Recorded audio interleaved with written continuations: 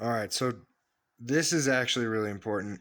The hub inside looks clean, all right, but kind of a pain in the ass as well. You're gonna have to go through each tooth and get that shit out because, I mean, it looks like it's just grease, but if you do feel it, that's like a straight up tooth from the planetary gear. See if my fucking camera wants to focus. There it is. That's plastic.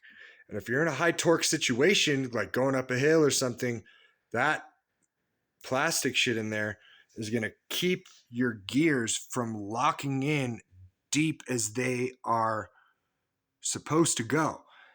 And if it's not as deep as it's supposed to go and you're in high torque, vroom, she gone. Um, yeah.